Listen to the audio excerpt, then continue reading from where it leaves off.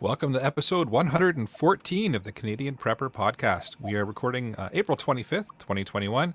My name is Eric. I'm the host of the show, based in Southern Ontario. I'm a hunter, target shooter, ham pirate radio operator. Yarr, yeah, that's right. I want my dollar, Alan. And computer geek. As a first responder, I witnessed an over-reliance on emergency services during major events, and I started a small preparedness company to help people get prepared for at least 72 hours, if not longer. My name is Ian. I live on Vancouver Island. I'm a student in preparedness, target shooter, and my farm's designated mediocre handyman. I'm Alan. I'm a safety trainer, first responder, security expert, and overall safety nerd. And I'm Jeff. I'm based in Central Ontario. I'm a target shooter, soon to be ham radio operator, and as a friend told me a few weeks ago, just a handy guy to have around. I'm also apparently Eric's designated beer drinking buddy. Yay. Heck yeah. And a prepper par excellence. I'm not so sure about that, but somebody's going to give me credit. I'll take it. If you want to help support the show and keep the Canadian Prepper Podcast on the air, buy some swag. We have both the t-shirts and the super wicked awesome Velcro patch at www.prepperpodcast.ca. All proceeds help keep the lights on and the backup generator fueled. And if you're enjoying the show, please take a few minutes to like us on Facebook and submit a review on iTunes. Also, we want your feedback, good or bad, or just if there's a topic you want us to cover. You can email us at feedback@pepperpodcast.ca. All right, so we've got some preferred content for you in this episode. 114 episodes in, still going with the joke. That was a low blow. Yeah, you know, I blame the writer. We're going to start off with some preparedness-related news articles. Next, we'll let you know what we've done for our preparedness since the last episode. Then we'll get into the main topic. So let's get into the news. General kerfuffle in Ontario, something about a constitution and an emergency response. I'm not going to go into terrible details, but bad decisions were made and then rescinded, but only kind of. And Ford only apologized for making it too obvious.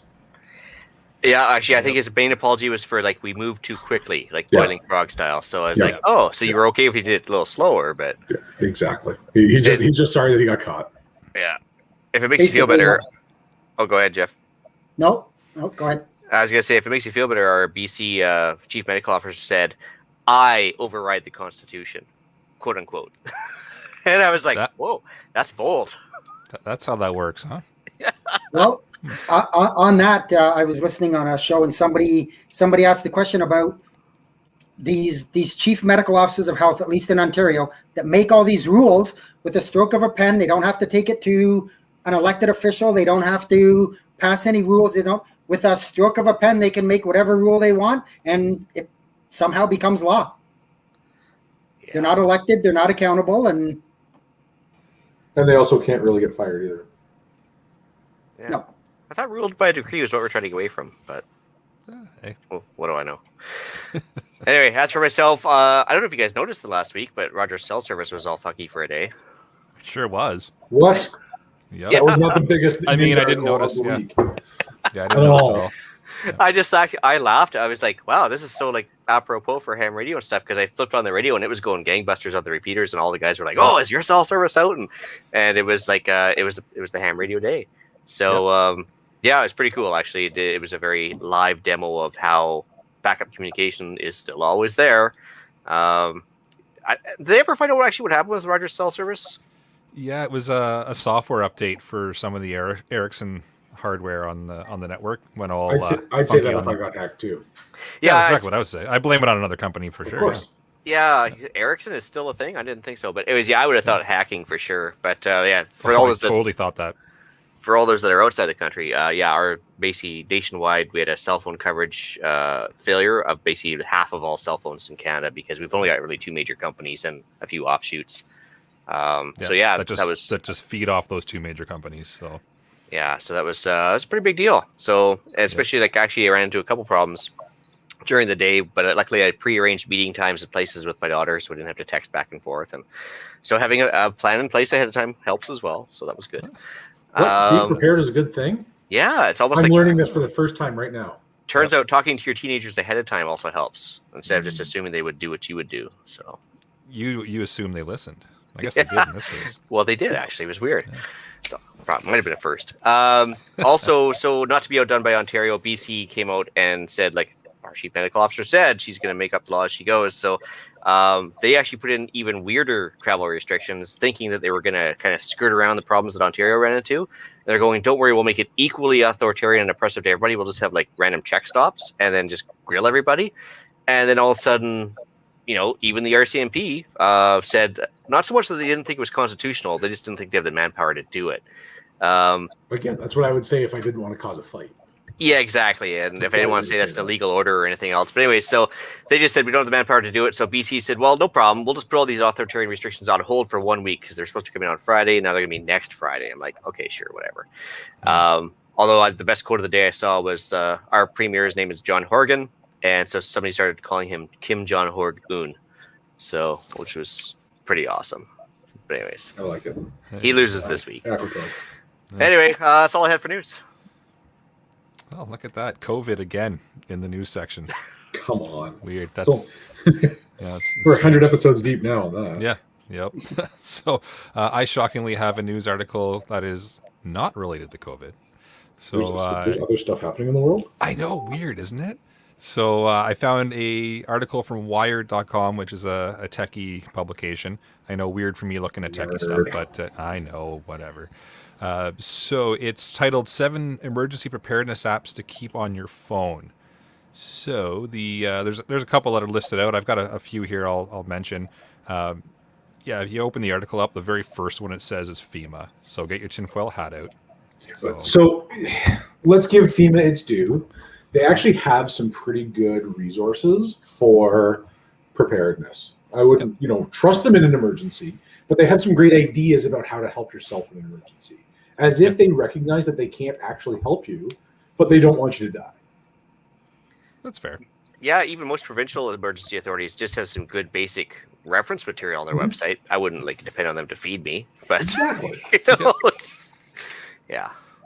There's another one called Harbor. It's apparently it's a trivia app about emergency preparedness. So if you're bored and you want to answer some trivia questions, download that right now. Check it out.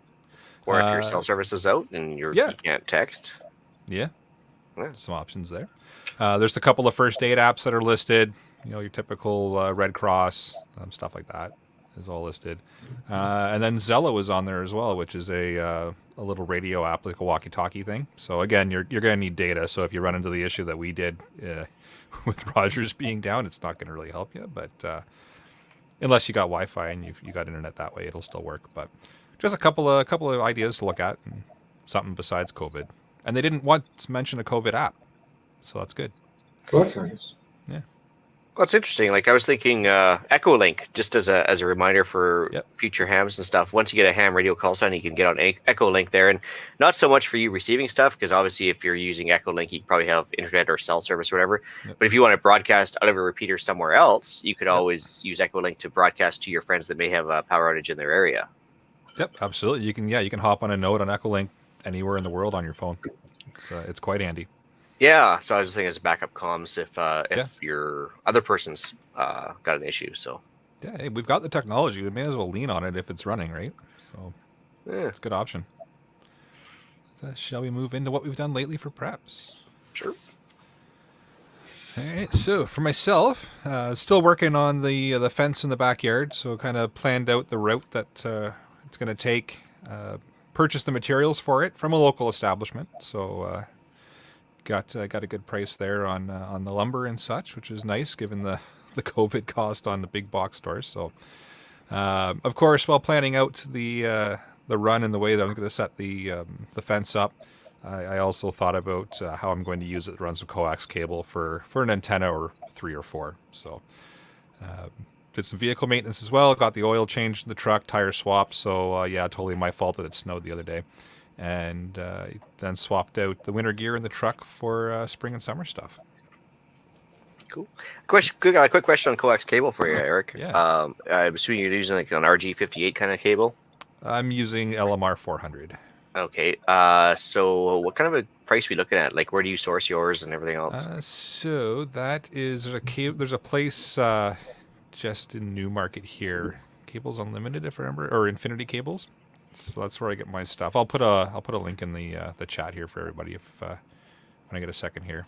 But that's where I get my stuff. They've been fantastic for me, and It's the LMR 400 isn't cheap, and if you are going to be doing LMR 400, don't make the mistake I did. Get the Ultraflex stuff, because I just went with the standard. It is a bear to work with. So Infinite Cables is the Ultraflex. link you sent me the other day. Yeah, Infinite Cables. That's it. I may or may not have ordered some RG58 off of AliExpress, but I'm not going to hold my breath on the quality of that stuff. So. I would not. Yeah, no. I also made that mistake once, and yeah, it's there was some very interesting interference when I started transmitting using it. You learn, right? Yeah, I'm sure my hair will stand up on end if I start transmitting with it, but we'll play your bigger. All right, as for myself, I did a first for me. I did 2 different range trips to 2 different ranges, obviously, in the single day. There's like one at the north end of Nanaimo, one at the south end. And yeah, I hit them both for various reasons. One doesn't allow shotguns. The other one was kind of closed until 4 p.m.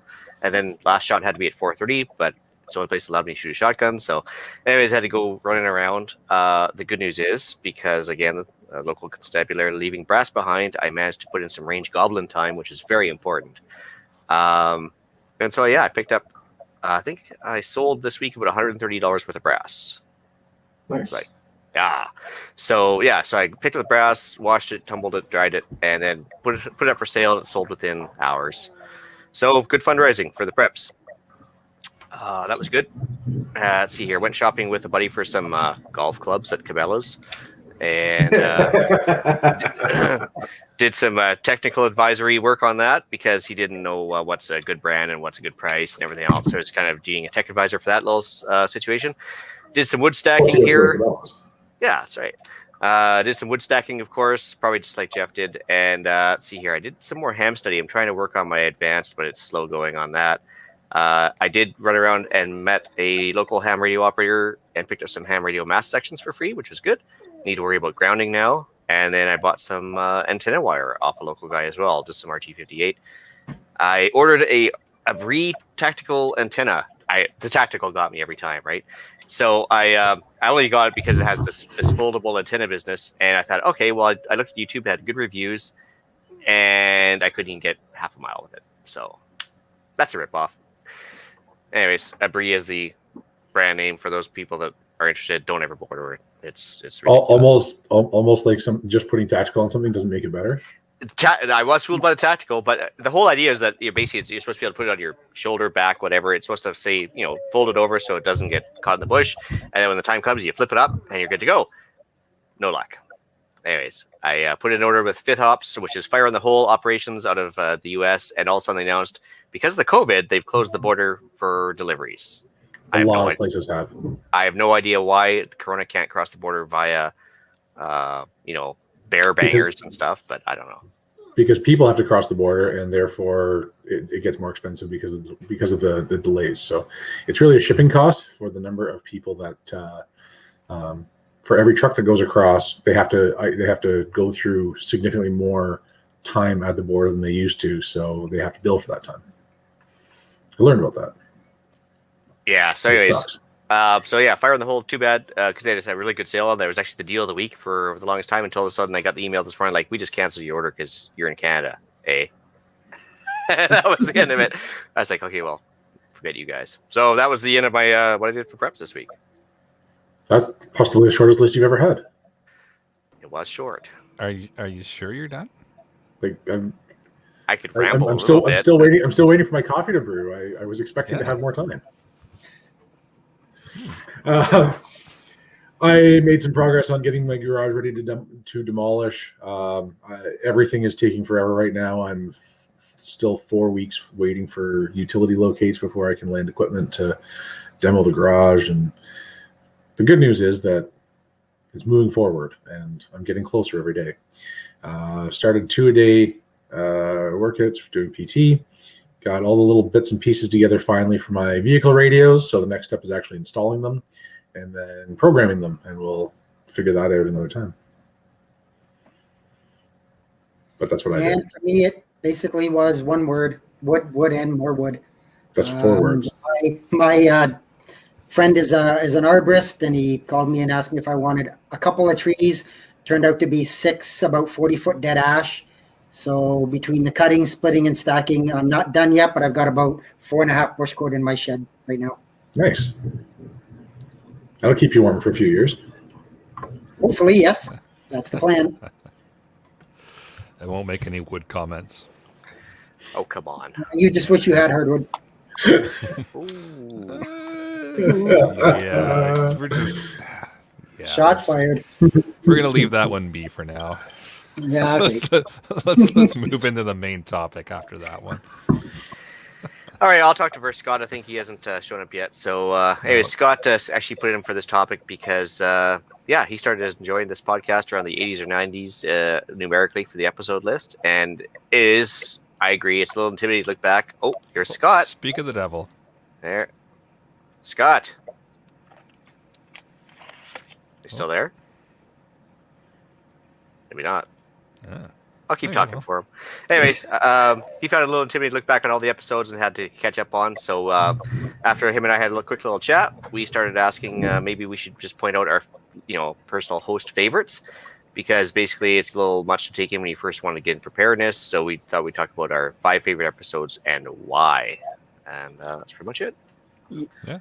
Ian, one of the things that I also mentioned in the notes that you skipped over is that the conversation was how you like doing the shows for the listeners and to sort of make it more listener friendly. So that was kind of the impetus to get that started. But see, now you're making me sound like a nice guy. That's no good. That's why I skipped over that part. I got a reputation to uphold. Anyway, He's an angry elf. Yeah. that's right. I have a bench down in the basement. All right. Call me an elf again. Oh, boy. Anyway, so as for why, it is overwhelming to start. Absolutely, I agree. And it's, everybody's like gets to that panic mode. Geez, I got to get into preparedness, but how are we going to get started? So eat that elephant one bite at a time. And so I guess we could start off with my first one, which is canning and preserving, episode 36. Bite of elephant. That is a That was a tasty good one. Yep.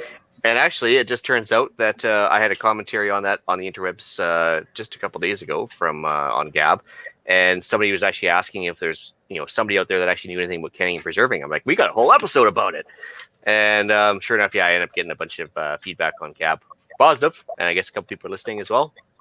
But I like that episode myself because it's like a gateway drug for prepping. Basically it's something that if you say you're getting into canning and preserving, nobody's going to think you're a kook that's waiting for the alien invasion, right? So it's kind of like a society-friendly, normal in society kind of subject that honestly, there's no downside to getting into it. At the very least, you're going to not going to eat seasonally. You're going to be able to keep the excess for another time. And also the fact is that it happens to be our most downloaded episode of all time. So that's why it's kind of my number one fave. Thoughts on that one, guys?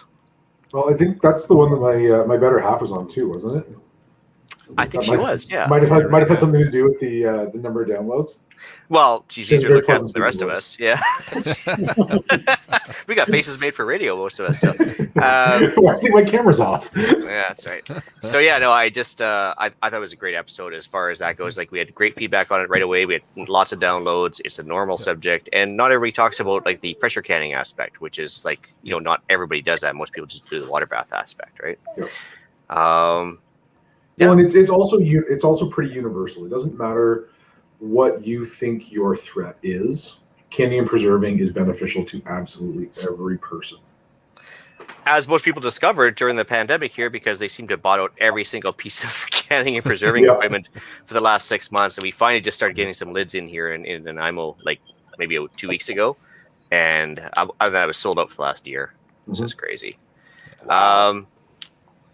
So number 2 for me was the apartment prepping episode.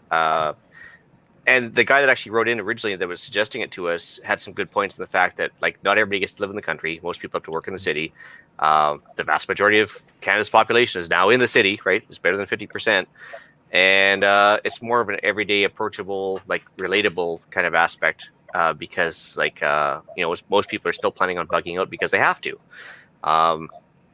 We during that episode which was episode 28 for apartment prepping, We brought up stuff like storage size issues, like not everybody has room for 500 pounds of rice in their apartment, and or some big water tubs, and water barrels, rain collection, the whole works, and stuff they can't do, not just because of size, but also strata constraints. Obviously OPSEC if somebody comes to visit, and all sorts of other things. So it was a really interesting take on prepping, and the fact that apartment prepping isn't easy. Yeah, I like that episode too because it kind of focused people on you're not always going to be planning to bug out. Mm-hmm. A lot of people are planning to bug in, right? And I think that kind of brought home the fact that but there's nothing wrong with bugging in and planning to bug in, and some good ideas as to how to do it in a small space. You're also not necessarily subject to flooding if you're in an apartment, which I always thought was a great thing. Plus, it offers you better security if you do have to stay in. If you do have to stay in as opposed to going out, you have some better security options. Yeah, no, there's a lot of, actually I would probably even revisit that one at some point too, because there's probably some other stuff we didn't cover properly. Always looking for suggestions on that, guys. Third choice for me was episode 59, which was the $500 budget. I think that was popular with a few of us, wasn't it? Yeah, that was a good time. Yep. I like that one. Yeah, I think we all put a lot of homework into that one because it's basically a lot of give and take. Like as much as I would like to put the AR-15 with night vision optics and everything else, that's not going to work with preparedness on a $500 budget. So we had to break it down to basics, right? Like we all had to sit there and think about food, water, shelter, clothing, all of this stuff. So it makes it more attainable to the person starting out because if you sock away $100 for a few months, before you know it, you can do this $500 startup, and you kind of get, I guess, what do you call it? A sense of accomplishment or like some sort of a return on investment fairly quickly. And you feel like you've actually got something under your belt as far as preparedness goes. So closest we get to instant gratification. Yeah. It was good. So go ahead, Scott. As a listener, I really like that episode where a bunch of the different panel members were on, everyone kind of bringing different ideas to the table. So getting into prep, you're sort of having 6 different opinions on things. So you sort of get to suck up a little more knowledge in the process. I think that would be another one that'd be fun to do again. Absolutely. Or whatever, and we don't get to review our previous show notes for it. Yeah, and that's always going to change too, right? As new things are available and things change in your life and the way that you're setting things up and doing things, that little bit of money that you start out with is going to change, and the ideas are going to be different. So yeah, I'd like to recycle back to that one eventually too. Like I'm sure I'd be spending $60 of my budget on something like this, right? Like, who knows, right? And we could also kind of change that up and do a you have $500 to spend right now. What are you buying? Because like all of us have different priorities. We all live in different parts of the world, except for like Eric and Jeff. We all live in different parts of the country. We all live in different, urban and rural settings. We're all going to have different priorities, and I think that'd be a fun twist on that. I think it would be, yeah. I like that episode too. Is anybody taking notes on this, by the way, as we come up with all these weird ideas? Oh, yeah, we can watch it back again, I'm sure. Well, Scott will put us on the straight and narrow for topic ideas. He's got access to that now. So. Yeah, I like that starting with $500 one as well. It's on my list, just because it helped people realize that you don't have to drop a ton of cash to get started, right? You can set a smaller budget. You don't have to go out and buy all kinds of like thousands of dollars of equipment, and it just gave everybody a general idea as to where to start. Well, yeah, because you imagine if like a generator, or at least a good generator for $500. So I mean, that's a huge budget item, and that's pretty overwhelming too when you think about what you need to get. But if you get enough food and water under your belt to last 3 weeks, then you're already ahead of most people, right? So with minimal investment. And so much of prepping, from my perspective, is just thinking of this stuff ahead of time and making those little tiny incremental changes. No, you're 100% right. It's a process, not a destination. Yep. We're always preparing. We are never prepared. That's true. It's a marathon. It's not a sprint. How many other cliches do you think we could fit in? Yeah, there's got to be some more cliches we can throw out at this point. But. As we think it's all built on a solid foundation. Yeah, here we go. Speed of the leader, the speed of the team. Hit the You're going to ground start running. talking about carbon monoxide now too? It's like 4 episodes down. Ouch. Someone was going to say it. I just got there first. All right, So for all the listeners out there, this has now become a drinking game. Anytime somebody mentions carbon monoxide, and anytime Ian mentions brats. Oh, well, that's a good point. Yeah. Yeah. Guilty. Yep. No. Did I show you guys that bucket of brass I got? Never. Never mind. Has anybody Okay. heard about carbon monoxide? It will kill you, and it will hurt the entire time you're dying. Yeah. So let's see. My episode number 4 choice: fortifying the doomstead. Yeah, I thought it was good because it wasn't just about preparedness. It was actually about everything from gardening to reducing your insurance costs, because if you're less likely to get broken into, you're less likely to have a claim, and basically becoming less of a victim in society, because as people get a little more desperate during depressions and economic downturns, they're going to turn to stuff like petty theft. So fortifying the doomstead episode 43 was kind of a favorite of mine. Just simply the fact is it's an everyday mainstream idea again. Like lots of people can appreciate hardening your house. This is a hard joke again, but yeah. But the fact is that everything from like gardening underneath the windows, putting some thorn bushes there, to like just making your house look less of a target for thieves, and maybe not being all about the show for once. It was a good idea actually. I thought it was a great show concept. Again, we could probably dig into that one a little more too. But because if you're avoiding burglary, you're probably avoiding the zombie horde too, right? Well, 100%. That's what we're all preparing for, isn't it? It's the zombies. Yeah. Wait, there are other emergencies other than zombies? No.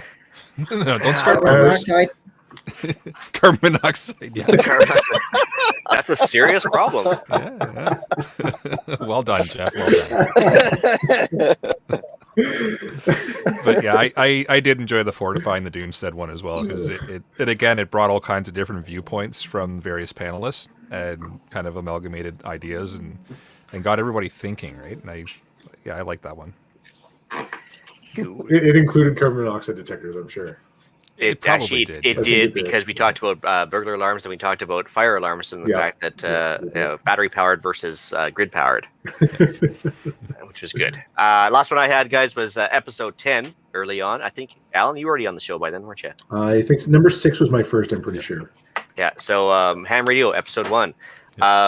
Not so much that it was like super duper informative, it was more broad strokes. We kind of got a little autistic later on, but we're going to do so again next week by the sounds of it.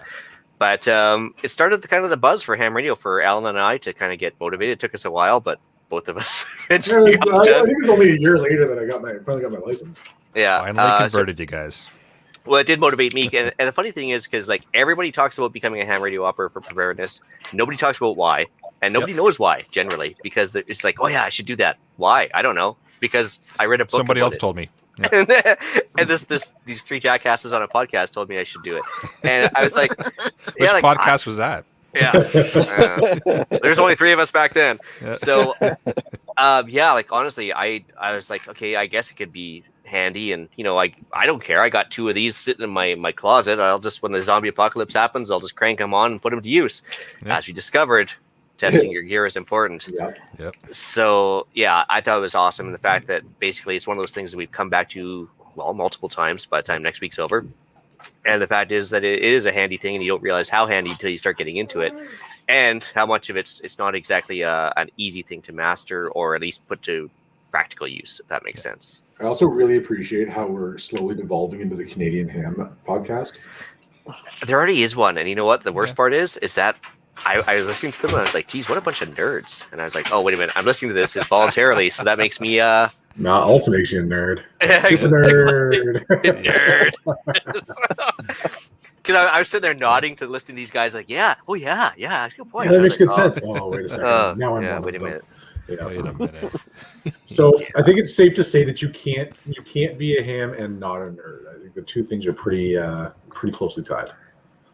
Yeah, I don't know what you're talking But about. I am also a nerd. So Yeah. I don't know what you're talking about at all. Totally disagree. And my wife was giggling with me because like every Saturday morning there's the local ham radio club has like a Zoom call, and I'm like, oh yeah, that's pretty cool. And she's like, yeah, right now like 20 something Ian would be smacking around 40 something Ian. So yeah, but anyway, unfortunately, my local club, their meeting nights tend to conflict with another standing training night I have, and so I have to watch it back, but I don't get to actually participate. At least I get to watch it back in Zoom, which is kind of the benefit of us not being able to get together in in person is that there's a recording of what happened and what the discussion was. But I digress. Yep, that's me has a comment on there. It says, have you ever considered building a Faraday room in regards to preps? What do you mean, you folks? That's Yeah. right. Wait a What do you minute. mean, you people? Yeah. Hey. No, that's that would be an interesting discussion for sure. Yeah, actually, like, because doing a whole room, I suppose if you had steel, like, roof and wall material. Yeah, that's what I'm thinking. It's like aluminum Yeah. siding and metal roofing, and if it was properly grounded. Yeah, Yeah, it'd certainly yes. be a thought. I mean, you'd have to get it sealed up pretty good. But, I mean, from what I understand, is like some large-scale barns kind of act like a natural one if they're all metal. But, yeah, I think grounding would be an issue. Yeah, it would be interesting for sure. I'm still needing to manage to accomplish a garbage can one yet, so I suppose I should probably get on that. Yeah. Baby steps, right? Baby steps. I just Seal like to the radios mention, first. if you do build a Faraday room, there should be CO detectors in them. There should definitely Should be be, a in detector. case of electrical fire, especially. Some kind of a smoke detector as well. Yeah. Yeah, so anybody that's following along the drinking game, you should be pretty much through your bottle by now. You're welcome. Hey, and how much brass was that you found the other day? A lot. A lot. Anyway, yeah, that's it for me. So I guess over to Alan. Some of my favorite episodes. I like the raising poultry episode. I thought that was great. It's again kind of fairly universal. You can apply that just about anywhere across the country, except possibly apartments. But it was a great kind of intro into what to do, and it's it sparked our desire, kind of one project at a time, but sparked our desire to get some chickens. And I like that one. That was episode 56. Episode 67, the decision to bug in versus bug out. Right? We talk a lot about when to go and where to go and what your beautiful bug out location is going to look like, but it's harder it's more involved to discuss whether or not to stay in play or load to go. And that's, I think, it's a really important one, because it's one thing to say, well, I'm just going to pack up at the first sign of trouble, but reality is that for the most part, you don't have to. We just have to be able to weather the storm where we are. Yeah, I like that one too. Again, just to get people thinking, and Yep. the poultry episode as well, just because it's on my list of things to do. So I certainly learned a lot of that one. I think it's a popular one for a lot of people in the preparedness community. So it's definitely an important one to watch. I still I get think bugged so, about too. it at work because I was doing the Mr. Bigglesworth thing with the chicken the whole way through, and, That was the large dark colored one, right? Yes, yeah, it was. that would be the big black cock. Yes. Actually, he's not doing too well. I gotta actually look at him tonight. He's got some leg mites, but anyways, he's still carrying on. So Fantastic. Oh, the comments. I think one of my favorite episodes was number 72. Was the 5-gallon bucket challenge, and what all can you pack into a single 5-gallon bucket? I think that I just had a great time doing that one. Again, it goes back. It kind of ties back into the apartment storage, where you don't need a lot of space to be well prepared. yeah, I know actually, that was one of my favorite ones too, and I liked part of the idea of looking at doing multiple things with one item. One item could, like a paracord, what all you could do with it, and it kind of opened my eyes to think, okay, I don't need 5 of these. I only need 2, because the 2 will do the other 3 that I don't need parts for. So that was one of the first ones I was involved in, and I really got a lot out of it. Yeah, I enjoyed that one a lot. I managed to duck out of that one because I was afraid to actually show what I'd done. But actually, I unfortunately missed that one. But I was actually like kind of No, that was just you. That was just you and me. Ian. Was it? You used the water cooler instead of an actual bucket. Oh, that's okay. Sorry, I was thinking of a different one. I also had to remember the dumping out the water on my keyboard with the what to do with the poopies in the apocalypse. Yeah. But yes, sorry. The sanitary episode. Yeah. That's right. I did use the cooler. That's right. Okay. So because I had a problem with that one too, because I was like, as soon as you put a tarp in there, you've used up a good chunk of your space, and I was like, oh man, now it wasn't so much cost; it was actually space constraints that was really getting me. Yeah. So. Yeah, so I enjoyed that one a lot. Episode 62, the pocket dump, just because we're all gear geeks at heart. Just kind of what's in our pockets. I love doing that. I kind of petitioned to make that a weekly feature, but we didn't do that. But I like that one again, just because everybody has a different perspective. Everybody has a different need. Everybody has different abilities, right? Based on your job, there are certain restrictions you face, and so how you adjust to those things makes for an interesting discussion. Do you want to do it every week? Do you want to do it every week now? Yeah, I kind of want to make it a weekly feature. See, now I'm going to feel bad. It'll be the same thing every week almost, but. Well, I no, just say we vote again no and carry on. I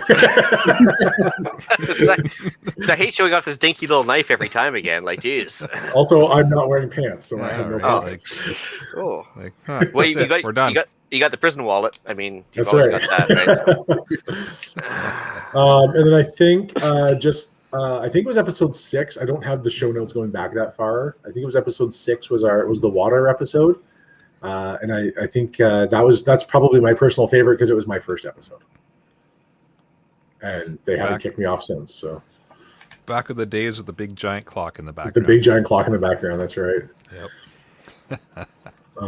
Yes. No. Those are my favorites. And I mean, the water episode was a good one. It's again, it was early, but it was great. I think that's possibly also the most effort I've put into the show notes since. Wow. Yeah. You also notice I didn't mention the hunting episodes. Hey, those are fun. Yeah, we got skunked. Did we ever? We haven't done another hunting episode since. No, we haven't. No. Oh, I just looked. Episode 9 was water. So there you go. Episode 9. Okay. Yep. I'll change that. So I'll change that in the notes right now. Episode 9. There you go. There we go. All right. Cool. Well, that was it for Alan, I guess. Yeah. That's all mine. So my list, just speaking of water, it's the preparedness world. It's like drinking from a fire hose, right? And just listening to the last couple of lists, there's already tons and tons of information to know. But you can be quickly overwhelmed. But that's why that's one of the reasons why we started the podcast and keep it going, is to help people out. And my list, I started out with I believe it's episode number 7, which is Canadian versus American Preparedness. And I got that on the list because it's there's a lot of common misconceptions about things you can and can't do in Canada versus the States. And there was always all kinds of, if you search out preparedness on the internet, you're going to get all kinds of stuff from the States. And a lot of it is valid for Canada, Mm-hmm. but a bunch of it doesn't work here just because of rules and regulations and such, which, if some people just say, I just won't follow them. But there's times where you have to. So decisions have consequences. Decisions have consequences. Yeah. So I rather enjoyed that episode. I know a lot of listeners liked it as well, just because it helped show some of those differences. Mm-hmm. And then I think that was actually the first episode that I listened to, and then I went back and listened to the rest. Huh? And then said these guys clearly need help. So yeah, clearly, I forget what episode number 8 was, but that was when I decided to send you an email, and the rest is history. Yeah, there you go. I forget what it was, but I remember the email. It was on carbon monoxide, wasn't it? We didn't start talking about carbon monoxide until like episode 60. Are you sure it was episode 60? No. It was probably episode 9. I've got on my list as well, starting preparedness of $500. I've already touched on why why I like that episode. But yeah, I think that's if you're looking to cycle through episodes, that's definitely one to stop by and check out at episode 59. I cheated a bit. I clumped a couple episodes together. Episode 53 and 60. I enjoyed those ones. Those are the Talking Corona with Dr. Joe Alton. Those are good. And I enjoyed those because it kind of started out with the preparedness world is just thinking, well, this is it. Everything we've ever prepared for, it's happening. It's time to hit the go button. Right? Yeah, like you're just going back and listening to the news articles from those episodes, and like the 3 or 4 leading up to it. The world was convinced that this was I Am Legend time.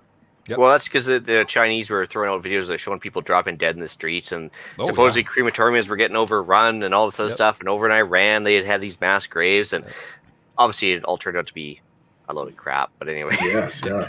So I just like that episode because, like we said, the rumor mill was rampant, but we took the opportunity to kind of slow things down and get some relevant information out to people. Mm-hmm. A lot has obviously changed, right? We know a lot more now about what's going on with the whole COVID thing. But the advice in the episodes is still valid. Dr. Alton came out, he gave us some good information, some relevant information and accurate information versus all the the running around rumor mill that was happening. So it's just a good reminder to slow things down, research, and talk to some people that actually know what they're talking about and have some credentials behind them, because that's where you're going to get your most accurate information from. Well, I think it was good in the fact that we not only did we get some street cred by having a pretty famous guy on here, probably one of our more famous hosts. No offense to the other hosts, but anyways, but also the fact is that it's more mainstream, because you've got, like you said, a guy with that's credentialed and a subject matter expert coming on, and it's not just us pontificating what we feel is the right answer. That guy just said, no, this is the way it is, and it was very well done. The fact that basically I think it helped calm a lot of people down and just like you said, slow them down and focus on the fundamentals. Yeah, that was episode 53 and 60. He is such a nice presenter to listen to, Dr. Alton. Yeah, he was good, and like when he was on, he was full of information, willing to share anything that we wanted to know, and that was great. It was awesome, and hopefully we'll have him back in the near future. We'll see. Hopefully. Don't worry, there's not another pandemic or anything. We just want to talk about medical stuff. My next one on my list is episode number 24. So that's lockpicking. That was a good one. That was a good one. I enjoyed that one, and it's still pretty popular as far as people asking for information on that skill set. And I like that one because it's a skill set you can practice anywhere, right? Like I'll sit down, watch TV, throw Netflix on or something, and I'll just practice some locks and see what I can get open, and frustratingly what I can't. And it's something that you may never need to know. And if I can't get a lock open, then I call Alan. I say, how the hell do I get this stupid lock open? You tell me. And then I call Ian and find out what kind of ammo he's got. I don't know why you don't call me. I have the perfect answer. It's called a sledgehammer. Yeah, I was going to say a solid boot. I heard. Yeah, or a torch or something. Yeah. Well, I mean, I think I said it in that episode, and I've definitely said it since. That the only difference between a locked door and an unlocked door is the amount of violence that must be enacted upon it. And sometimes it needs a little finesse, and sometimes it needs a little more encouragement. It's a good way of putting it. And for certain legal reasons, you must only open doors to which you have lawful authority. That's true. And like I said, it's a skill set that you might not necessarily ever use, but if it comes to the point where you do need to lawfully use said skill set, you've got it. Mm-hmm. And it's a fun party trick. It's a fun party trick. And my final roundup of episodes is episode 10, 69, and 110, which is all three ham radio episodes. So, and I just put those in there simply because I'm a nerd. Come on. Yeah, I know. Weird, right? No, it's important stuff to know, and it's like we mentioned already with the ins list there. It's good stuff to know. It answers a lot of questions as to why you would need to know it and why you should go get your license, and it's just some interesting stuff. So, and communication is a big important part of the whole preparedness thing. It has to be. Yep. It absolutely has to be. There's no way around it. Yeah. Like we've decided we've proven that the lone wolf concept just doesn't work. No, it'll work temporarily, but not for the long run. And it was also kind of Rogers to remind us how useful it is to back up. It was. Yeah, that was a very nice reminder. Yeah. It was ironic that the day that the cell phones went down for that day, my antennae were in transit from Toronto to London, or London, and then wherever they went from. Of course they were. London. They went from London to Strathroy to Stratford, and then somewhere else, and then eventually my house. It was interesting to watch the tracking. Yeah. Why take the direct route? Yeah. It was interesting watching the tracking. Still made it in 2 days though, which was exciting. That's right. Well, there you go. Nice. There you go. Next step is installation. My list. We'll get there. Yep. I do not consider myself an expert prepper, but I have been thinking about this stuff for a while. I recognize some of my own strengths and weaknesses in the normal prepper stuff, the water, fire, fuel, food, medical side. We talked about the $500 prepper episode. I thought was a fantastic way to get thinking about the basics, get into it. But what I really love is the just the different things I learned that I've never thought about, hadn't even occurred to me to think about, and things I can add to my random skill set. I love the tips and tricks you can kind of pick up here and there about make something easier, make something more redundant, resistant, whatever. I love old technologies that don't rely on an internet-based subscription service that's traveling 5,000 kilometers through fiber optic wires that I have no control over. And I like things that you can build and fix and modify and improve. And anyway, that being said, some of the episodes that I really enjoyed were things that just taught me stuff outside of my skill set. The lock picking episode is a great example of that, where it's sort of presented as here's a potentially useful skill that three or four people looking at the same lock, but you can discern more information and figure something out. You're at an advantage. Especially that applies to the Gray Man episode. Sorry, lockpicking was 24, Gray Man episode 11. Just looking at, the same people looking at the same information. If you can discern something more from it, it's a great place to be. If you can kind of subtly blend into the crowd, we talked about the Doomstead fortification, same thing. A nice little quiet, discreet thing that doesn't draw a lot of attention. I think that's a huge advantage. So I really like the Gray Man episode. Just ways of thinking about things that hadn't occurred to me before. Well, I'm the worst one for it. Like I've got a drawer full of stickers I'm just dying to put on my truck or something to show off what I have. But then I'm like, I'm giving away too much information if I put that buck mark on the truck or the magful sticker or whatever. I'm just like, why would I tell everybody that? I'm actually, as far as Gray Man, this is actually a question for Eric too as well. In BC, they say, well, basically next time you have to replace your plates, it's the same price as a regular set of plates, but if you're a ham radio operator, they'll give you your call sign as a plate. And I'm like, huh. But then I was like, do I really want to tell people I'm a ham? Do I not? I don't know, because then somebody might try and call me while I'm driving. And it's one of those things where, like, even now I'm still kind of debating the Gray Man thing. So it's an ongoing thing for sure. Yeah, Ontario's got the same thing for the vanity plates. And yeah, it's one of those, like you pointed out to me that my address was available if you looked up my call ID, right?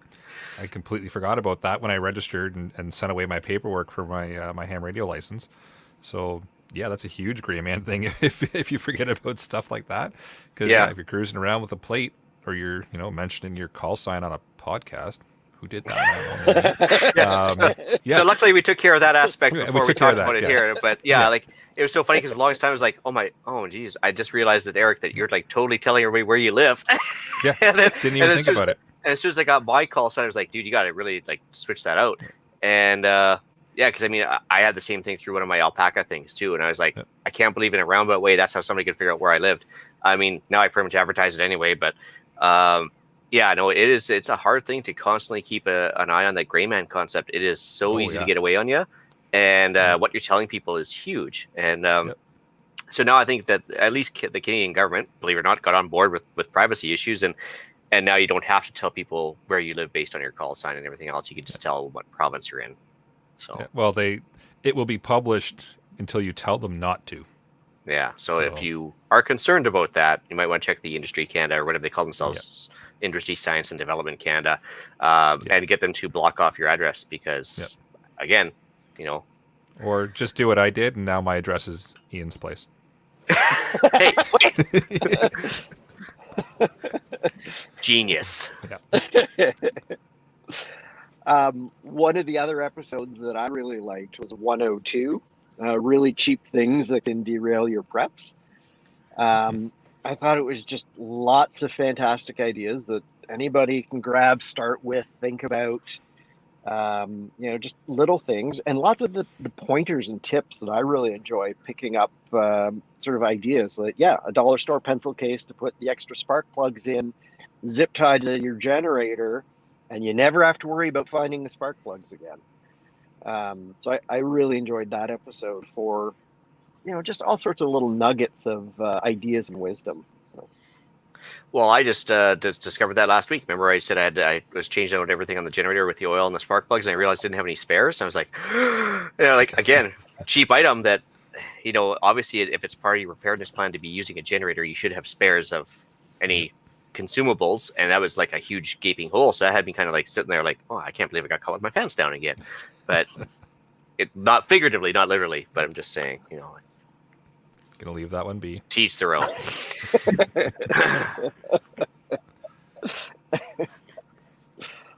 Yeah, so like Scott, I'm not a great prepper. I guess I've been a bit of a closet one for a while. I guess. I mean, I've had the wood stove for a long time. Kind of never really thought about it as a prepper thing till,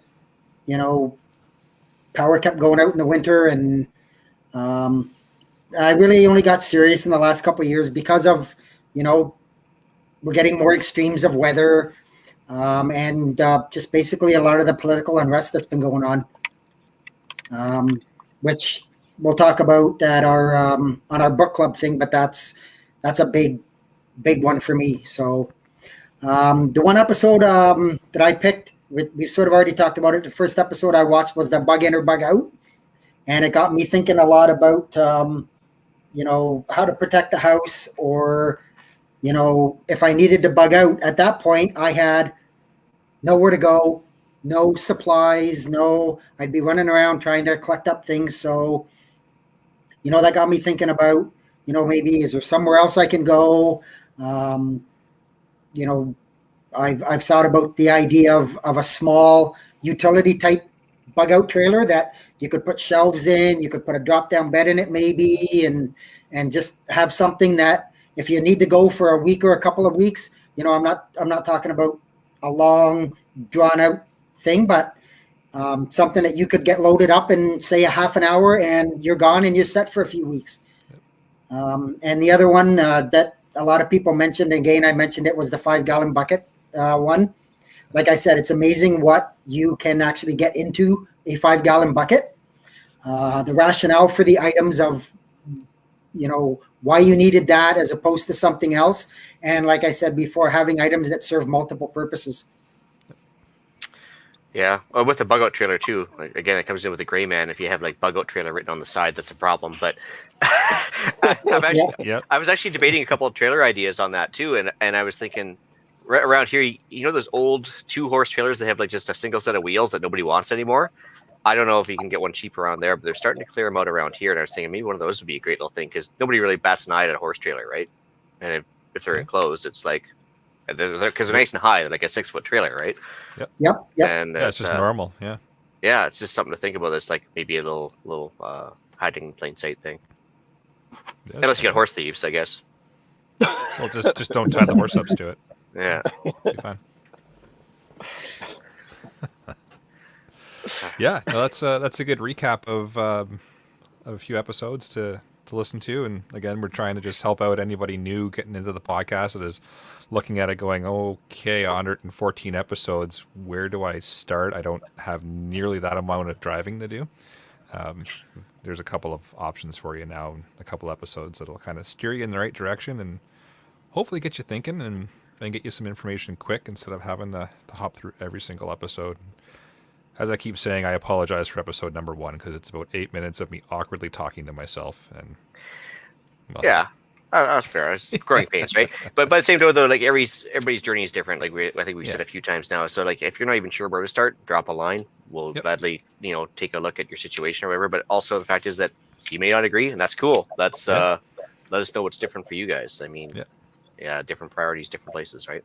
Yeah, that's one thing that's stayed consistent through all 114 episodes is we're willing to help out where we can, give you some ideas and tips and tricks, and take criticism along the way too. If there's something that we're saying that you don't agree with, let us know. Cool. Well, it's a podcast challenge time. I guess so. Alan Ditch, so I'll just take over for him here quickly. So podcast challenge this week, basically, is to get one new listener for us. So go out and spread the good word or something, and then get them to listen to what you feel are the best fundamental episodes. I mean, which might be completely different from us, but trying to get more people on board. So less people have to worry about rushing to the Costco at the last minute. Awesome. All right, upcoming events. So we've got coming up actually tomorrow, so April 26th. There's a webinar put on by the World Health Organization in regards to Chernobyl and just recovery lessons for radiation emergency preparedness. So that'll be something kind of neat to throw out there. It starts tomorrow, so it's the 26th of April. Runs from 1 p.m. to 3 p.m. It didn't indicate in the link if that's Eastern Standard or when that is, but so I don't know what the time zone is. But link is there. It'll be in the show notes. I'll throw it in the chat here too for anybody that's interested. Hopefully it's not like Switzerland time or something. Hopefully not. Oh, actually, on that note too, the can warn thing we mentioned last week, it was sold out, unfortunately, right away it seems. But I was told by the can warn people they're going to put on more episodes down the road. So if anybody's interested in these like storm watching episodes for the can warn thing, just keep an eye on Eventbrite. Should show up there momentarily. Awesome. Deal of the week. Yeah, let's do it. All right. So despite Fifth Ops leaving me hanging with some really good deals there that were down there for like everything from tripwire alarms to bear banger, flash bangers, and flare pistols that were all like on clear out. I did find one of Cabela's here, the Coleman Instant Tent. So it goes up in like 60 seconds, seats eight people, which really means about 4. But it's $100 off. So I put the link in the show notes there for the 8-person tent for camping season and or bugging out. Good deal. Look at that. And you can use the $100 you saved to put towards your $500 to get started in preparedness. Or Patreon. Or sure, yeah, if that's what you want to do. Sure. All right, let's move into some shout outs. So, for myself, you want to read Alan's? Yeah, Alan just said Eric and Ian for inviting me back after the first one, Dr. Alton and Nurse Amy for their appearances, and the listeners, of course. Without you, we'd just be talking to ourselves. Just for the record, we did not invite him back. He just won't go away. We're just too polite to tell him to go away. In typical Canadian fashion, right? Hey, you know, yeah. It's just the way it worked. He showed up once, hasn't left, and, well, is what it is. We let him mention carbon monoxide every once in a while, and it is. Whatever. So, for myself, a quick shout out to Jackie, our newest Patreon. Appreciate the support. Awesome. As for myself, honestly, all the guest panelists we've had over time, including Scott and Jeff, who may be a regular fixture here if they choose, everybody and anybody is welcome. If you've got something to tell us, if you're a subject matter expert, don't be shy. Come on the show. Tell us what you want us to talk about, anything at all, because honestly, that's what's been making the show, as far as I'm concerned, Absolutely. is having the guys that actually have specialized knowledge, because I don't think any of us know everything. So No. Shout out to a huge shout out to all the guests that you actually volunteered the time to come on, which has been fantastic. I'm going to shout out you guys for putting all the work into this podcast. Recognizing how much work actually goes in behind the scenes. For the benefit of all of us to be entertained and educated. So thank you guys. Yeah, it's Right on, fun. man. We like doing it. Yeah, it's been enjoyable every week. Yeah. All right, shall we move into email and iTunes reviews? We've got a couple reviews up. So, first one, 5 stars, so appreciate that. And it says, you guys are awesome, love the banter, and content is top-notch.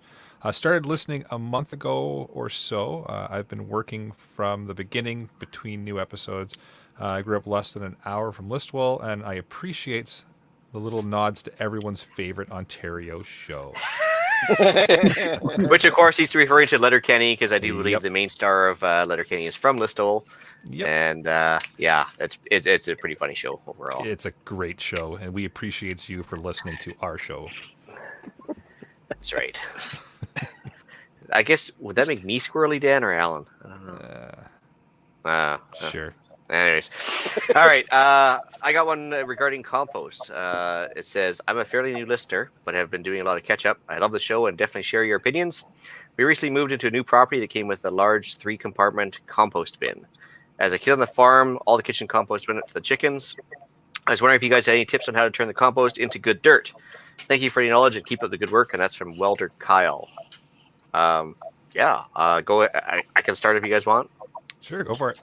Yeah, honestly, what we do is the same thing. We don't have a green bin per se, unless it's for stuff that the chickens don't want, but between the alpacas, the chickens, and the dogs, really don't have much of a green bin. I find that basically the alpacas and the chickens will process most of your compost for you into poopies. What I end up doing is I get free wood mulch from the local arborists. Whenever they have like leftover shredded plants, they just kind of bring over a load for free of compost that they pay to get rid of otherwise at the dump. And then I mix in the chicken poop and the alpaca poop with it, turns into good soil. Around here, between the constant moisture and the temperature, it just turns into dirt within a couple months anyways. So I've been really lucky for that, but I pay for it with rust. But yeah, like as far as turning it into good dirt, I would just say let it sit for 6 weeks, turn it, give it another 6 weeks, and you're probably good to use. So that's all I got. Worms are your friend, but they should appear naturally. Yeah, I don't have a whole heck of a lot to add to that. Yeah. A friend of mine very much enjoys composting and has had a lot of success adding nitrogen to the compost. The nitrogen source may be related to the processed supply of the drinking game when carbon monoxide or grass is mentioned. I can't say firsthand, but he reports very good results with that. So, well, there's a certain problem with moisture. If you have too much moisture, it won't break down. If not enough, it won't break down. So there's that fine balancing game. But a lot of times between natural rainfall and turning it, you're probably going to be fairly okay for it rotting down on its own. And basically, as soon as you see the mycelium, which is the white stuff in your compost, or mushrooms on top, which is nature's teeth, you're probably doing well. It's going to turn into soil as fast as it possibly can at that point. So that's what I have to say. cool. Cool. Awesome. Well, with that, I'll bring episode 114 of the Canadian Prepper Podcast to an end. You can find the podcast on iTunes, Podbean, Spotify, or of course your favorite podcast app. Please help us out. Submit a review. It helps other people find us. We record these shows live on Facebook and YouTube. If you want an early peek at the shows, please subscribe to the YouTube channel, Canadian Prepper Podcast, and click the notifications tab. It gives you alerts when we go live. All right, Scott, where can we find you? Easiest way to find me is feedback at prepperpodcast.ca. I believe Alan at 1L, prepperpodcast.ca is how to find him if he hasn't dropped off the internet. I think he just decided to show his disdain for the listeners at the last minute there. You should probably email him a little bit about carbon monoxide. Yeah, exactly. That's it. Any questions for that? All right, you can reach Ian directly by emailing me at theislandretreat@gmail.com and on Gab at theislandretreat. Started my group, Self-Reliance and Homesteading Canada. 6 members still. 6 solid members, though. And better than 0. That's right. You can find me on Canadian Patriot Podcast as well on iTunes and YouTube. We record on Monday evenings at 9 p.m. Eastern. And there you can find us discussing why government waste in society is making me try to bring in new listeners. Oh, well played. Jeff, where can everybody get a hold of you? Might as well, same way to get a hold of Scott, just that feedback at pepperpodcast.ca. I'm sure one of you two guys will forward it on to me and we'll go from there. Yeah, we know where to find you. Yeah, that's what I'm worried about. All right. Please check out Rapid Survival at rapidsurvival.com. You can get me there on the live chat. You can also email me at feedback@prepperpodcast.ca. So thanks for joining us this evening. Until next time, be prepared, stay safe, And keep learning.